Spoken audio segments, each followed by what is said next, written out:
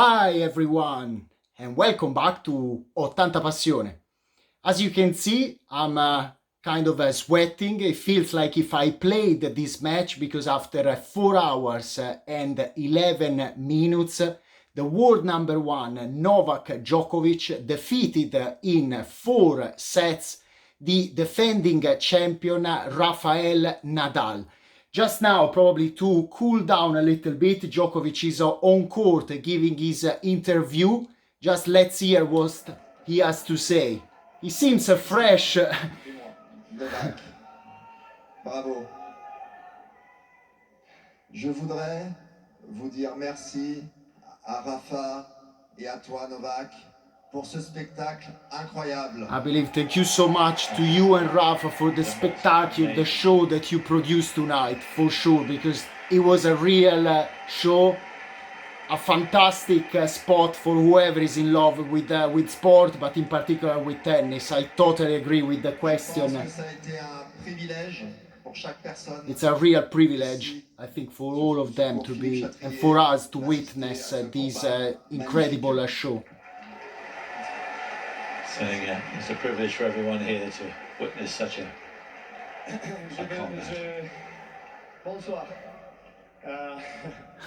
Première chose que je dois dire que était mon privilège aussi pour être sur le court avec Rafa in cet incroyable match. So it's his privilege. Yes, it's a real privilege. C'était sûrement le plus grand match que j'ai joué ici à Paris. He said it's the best match that he played ever in Paris, and I agree because today the best player won, and even if I'm a great fan of Rafa, I have to say Djokovic was unbelievable. And as well, the crowd gave so much energy. I love the atmosphere. It felt like, I don't know, a Davis Cup match. From both sides, I have to say, both the Spanish and the Serbian, total respect for, to both fans. I agree with Novak. The best support he had for the both players, and he felt like it has been a privilege for him as well to be on court with Rafa tonight. For sure, Dans un match comme I agree. celui-ci, où il y a un tel combat, une telle énergie physique, une telle pression, comment fais-tu pour garder la lucidité, pour choisir les coups, glisser l'amorti? Yeah, I think tonight Djokovic was mentally stronger than Rafa. He was very, very calm, even if he was 5 games, behind 5-love in the first set. Gagner contre Rafa à son cours. When you play against Rafa on clay, Philippe Chatrier, you have to play the best tennis of your life, for sure. And I agree as well with Novak. His very best tennis to beat Rafa on this court. For sure. Après, je pense qu'il est difficile de trouver les mots pour expliquer la pression. It's almost I can't find the words to express the pressure that I was feeling tonight. It's just as hard to find the words to explain what happened as it is to play Rafa on the centre court. It's very special. Yeah, very difficult to find the words to describe how special is it to play Rafa here, and how difficult is it to explain what is the pressure to be here against Rafa. No pressure, yeah. No pressure. Yeah. Well, I mean, even Novak knows. You tell yourself no pressure, but there is a lot of pressure, trust me. Yeah. For sure. I like as well what Novak is saying, as well the total respect that there is between them, Rafa and Novak is great. Que tu fais quelque chose de très important et je suis très heureux d'être dans cette situation parce que je cherche de vraiment améliorer mon caractère, mon jeu en ce moment ici, ce match ici. Yeah.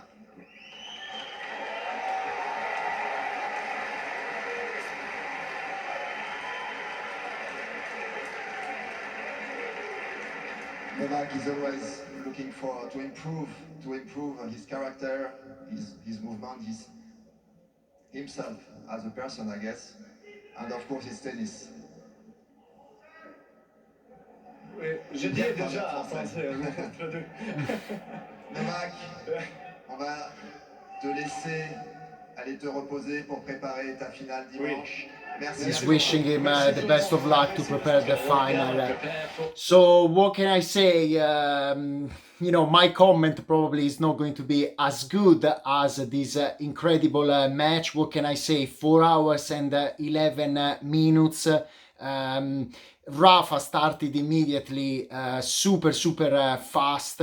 He won the toss. He started, you know, serving, and only the first game was 9 minutes long. Rafa had to save basically 2 break points. He did, you know, with 2 very big first serve in. I have to say, at the beginning of the match, the variety of his serve was very good. It was very effective, and he got immediately in the second game an early break. Djokovic was 40-15 up in that game after he won the consecutive one to Love, and as well in the fourth he got another break due to 4 unforced errors of Djokovic. So when the score was showing 5-Love for Rafa, I have to say that, you know, it seems a little bit kind of the rematch of last year final at Roland Garros, that he was played ironically on the 11th of October. This time, after 8 months, on the 11th of June was Novak's day. So already at that point, I think Novak started a little bit to find more his rhythm. Probably the fact that even they started the match quite late. It was around 10:07 p.m. local time in Paris. So the first 35 minutes, the weather condition, you know, it was still quite hot. So the ball was bouncing a lot, and Rafa's top spin was very good. So already in the 7th game, Djokovic got a break. So he went on 5-2, and in the following one in the 8th he saved a set point. Rafa went on serve in the 9th game just to secure the opening, and basically was 40-Love up. Djokovic managed to save 3 set points, but after Rafa, due to 2 unforced errors of Djokovic, secured the opening set in 59 minutes. They were showing at that point, you know, the 72% of Rafa first serve was in, and he was winning very easily, you know, points with the first serve. But in the second, something changed. I have to say that Djokovic became much more dominant. He started, you know, serving in the second set. He won that game to Love, and after he break in the second, straight away Rafa. Rafa was doing a lot of unforced errors. I think just, you know, halfway through the match, they were showing some statistics, something like 47 unforced errors, something unbelievable, just considering the surface. Probably 47 unforced errors Rafa did during, you know, one entire Roland Garros, from the first round to the final.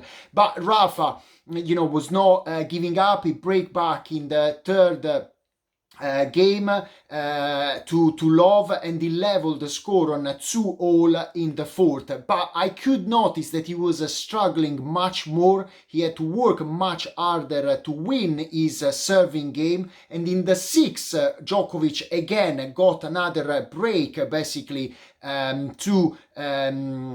was, you know, Love 40 down Rafa. He managed basically to save the first 2 break points, but after he couldn't save, you know, the third one. So Djokovic went on 5-2.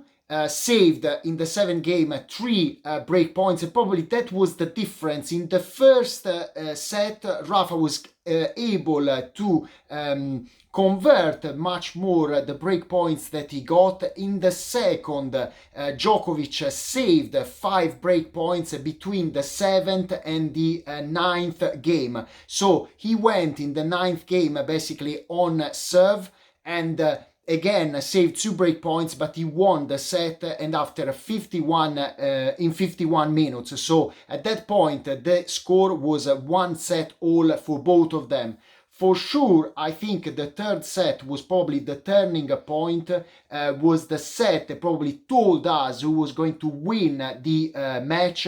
Rafa started on serve. He won, the first game. Djokovic won the second after Rafa won the third, and they went, kind of on level until the 5th game, when Djokovic was the first basically to break.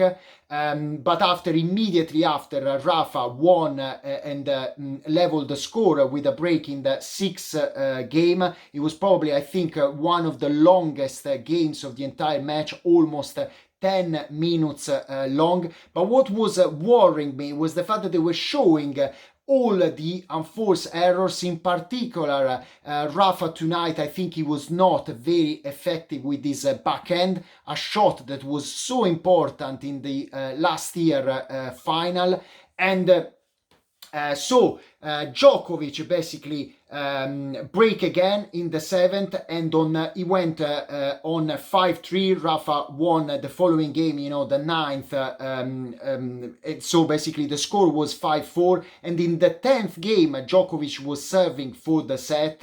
He was a 30 love up, but due to 2 winners, forehand winners, because probably tonight Rafa was getting, all of his winners, the majority of them with his forehand. He managed basically to level the score on 5-all, and in the 11th game Rafa saved 2 break points, and he was leading for the first time 6-5. In the 12th game it was a very intense one. Djokovic saved basically a set point with an insane drop shot that he kind of landed just, in a very cynical way after the net. So the 2 players were pushed to a tie break.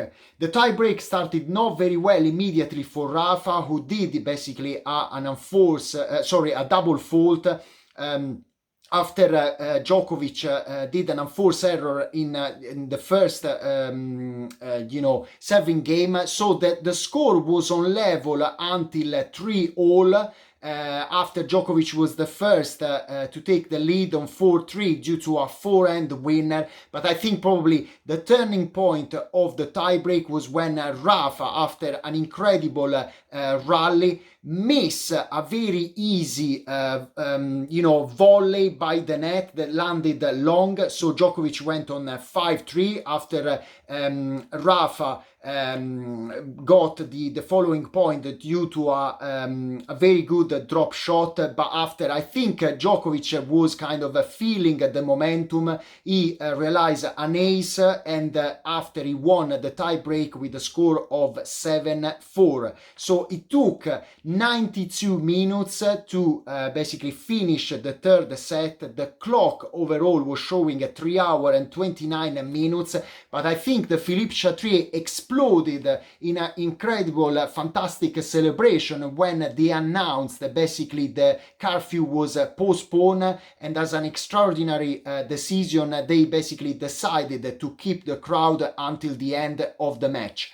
The fourth set started with Djokovic on serve, and Rafa was the first to break in the first game. Djokovic was a 30 love up, and in the following game he won, starting from love 30 down. Probably everyone on the Philippe Chatrier was thinking, who knows, we might be able to see a fifth set. But at that point something happened. Rafa had a problem, I think, with his foot. He decided basically to change his sock and remove all the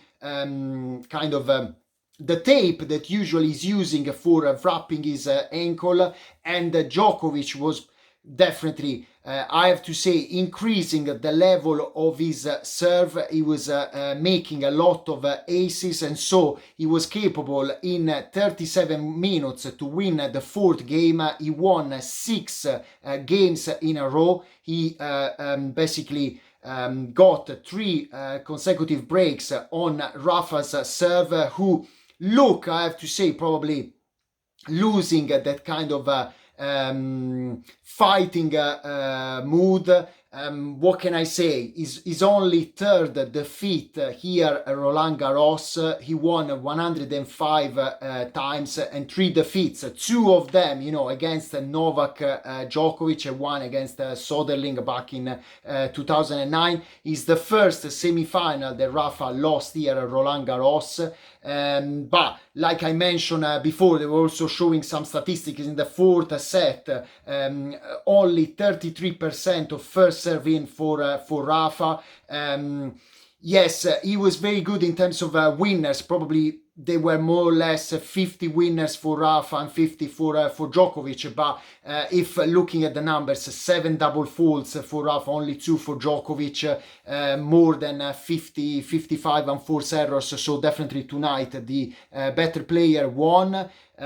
He deserves, you know, Djokovic to play the final on Sunday. His opponent will be Stefano Tsitsipas, who defeated in 3 hours and 37 minutes in the first semi-final Alexander Zverev. Tsitsipas was leading 2-0 up. He won with a score of 6-3, 6-3. After he got a little bit nervous, he got broken in the early games of the third and the fourth. Zverev was, you know, raising the level of his serve. He was quite on fire.